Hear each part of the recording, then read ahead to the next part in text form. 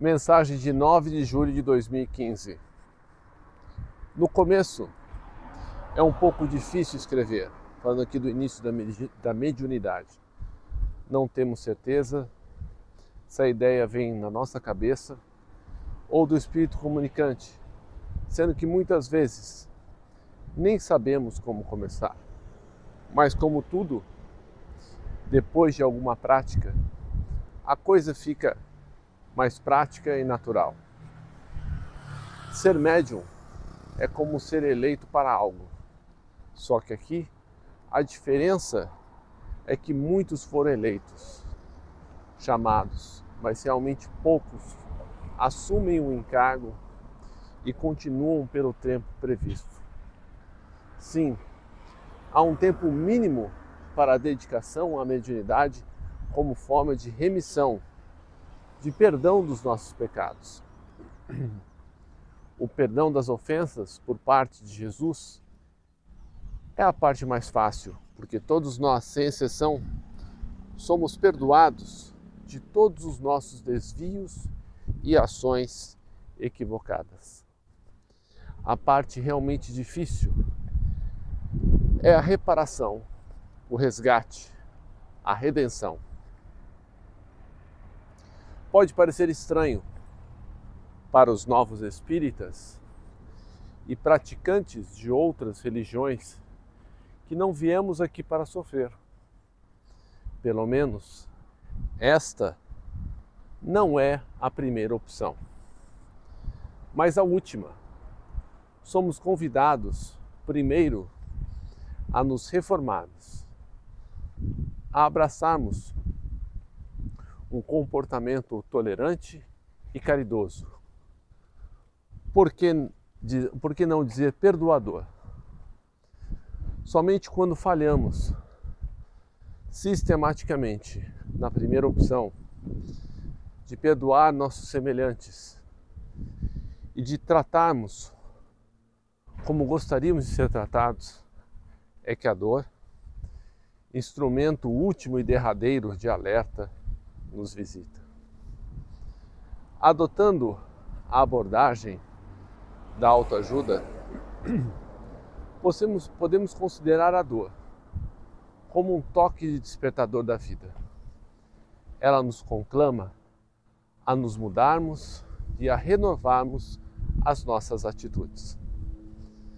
Bem de ver que quando está tudo bem, céu de brigadeiro, como hoje, vento suave de polpa nos empurrando, dificilmente despertamos para a realidade espiritual.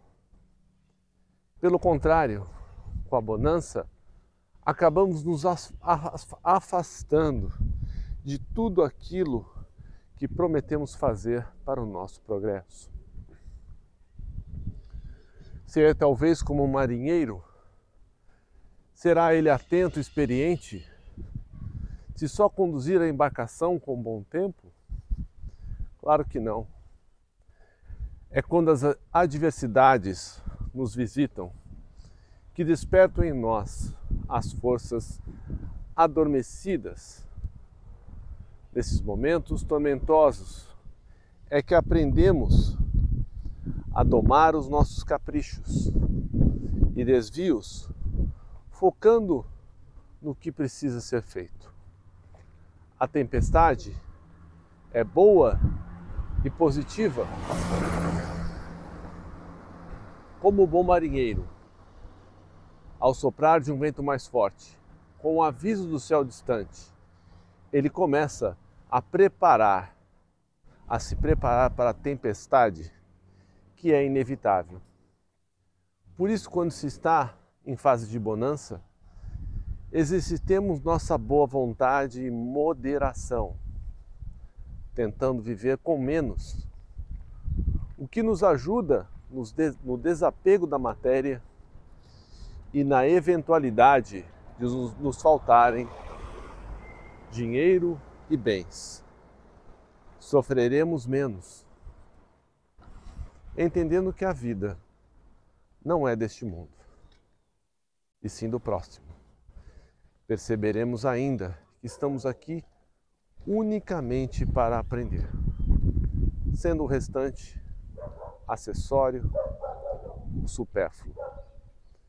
Vocês já devem ter percebido que quando adotamos uma postura mais proativa e sem nos deixar levar pelos acontecimentos, por pior que a crise pareça, ela passará de uma maneira mais tranquila e menos traumática, aparecendo uma solução que não era esperada. O universo é paradoxal, assim como o nosso papel nele, por mais simples que possa parecer a nossa vivência, ela faz parte de uma engrenagem com bilhões de peças e um conjunto harmonioso, fruto dos desígnios divinos, que funciona perfeitamente como deveria funcionar. Mas como isso acontece diante de tantos descalabros no mundo? Simples.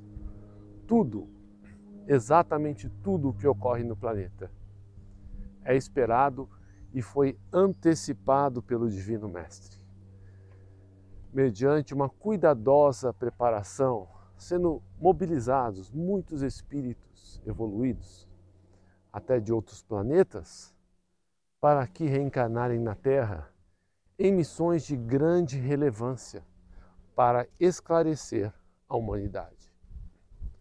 Do outro lado, as leis universais são perfeitas e imutáveis, prontas para reparar uma engrenagem que ficou inoperante ou que se estragou. Pois nada no universo para, tudo é movimento, é contínuo. De uma maneira ou de outra, a vida prossegue como a água que contorna qualquer obstáculo. Quer queiramos ou não, a oportunidade que nos foi dada graciosamente está passando, pois ocupamos um lugar no planeta que poderia ser de outro espírito. Alguém que poderia se esforçar mais do que nós. Mas o que realmente importa é que mesmo de uma forma atrapalhada, estamos evoluindo, ainda que contra a maré. Chegaremos à perfeição? Um dia, é claro. A única coisa que depende de nós é a rapidez que isso vai acontecer. Muito embora não exista pressa que conduza a ansiedade ao desânimo, com algumas modificações em nosso proceder, com pequenos bons hábitos, poderemos agilizar o processo e chegar lá um pouco mais rápido, sem sofrer tanto. Confesso a vocês que o sofrimento é uma escolha pessoal em qualquer situação.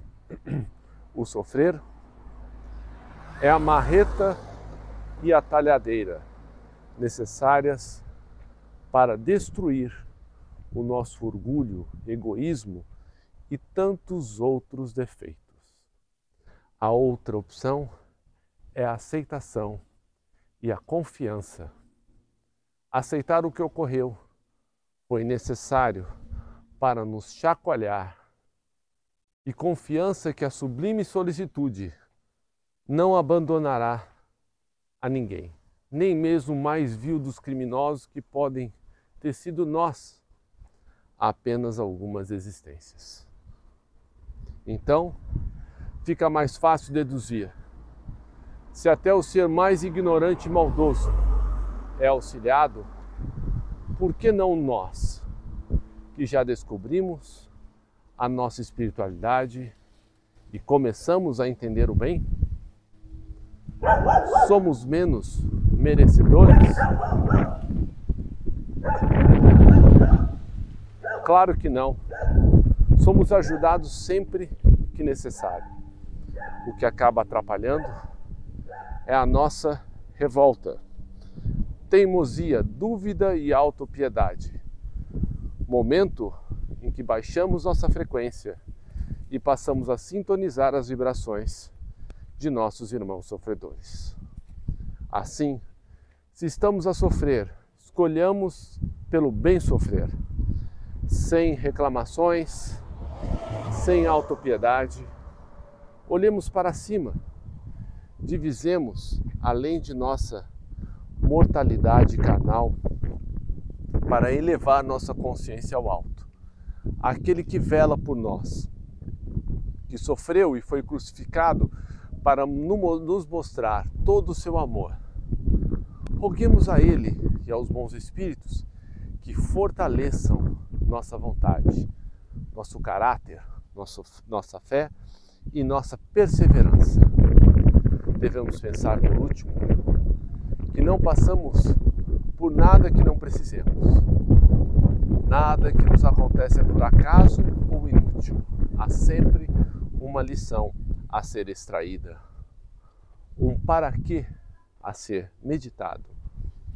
Gostaria de vos dizer agora, dentro do vosso coração, que você está onde precisa estar e você passou ou irá passar pelo que precisa, seja qual for o seu estado de alma. Uma coisa é certa, seja qual for a prova pela qual estejas passando, ela pode ser agravada no caso de um ser inflexível à mudança, ou pode ser atenuada se o espírito demonstrar afrouxamento de suas más tendências e um compromisso com a sua reforma íntima.